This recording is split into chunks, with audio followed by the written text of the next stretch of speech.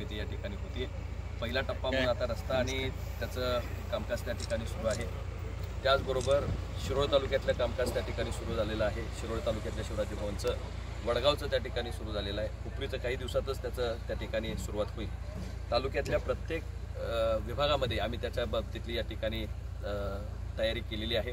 त्याचबरोबर इचलकरंजीतली समाज बांधवांनी मला त्या पद्धतीची मागणी केलेली आहे। त्यांची जागा एकदा प्रस्तावित झाली, प्रस्ताव तयार झाला की निश्चितपणे त्याच्याही बाबतीत आम्ही पॉझिटिव्हली त्यातनं मार्ग काढू।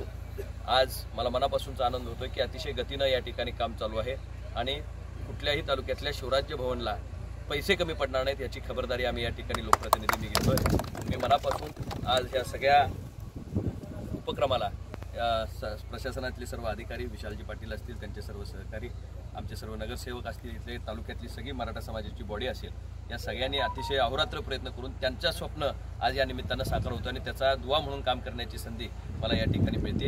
या सगळ्या समाज बांधवांचं स्वप्न त्या भविष्याची पिढी घडवण्याचं आहे आणि त्या पिढी घडवणारी ही वास्तू या ठिकाणी तयार होते। मी मनापासून आजच्या ह्या कार्यक्रमाला आपण मला जो आदर सन्मान दिला त्याबद्दल सर्व समाज बांधवांचं मनापासून आभार व्यक्त करतो। आला श्रावण श्रावण, दारी हिरवाईचं तोरण। व्रतवैकल्याचा हा श्रावण गोकुळच्या श्रीखंड आणि बासुंदीने आणखी मधुर करूया।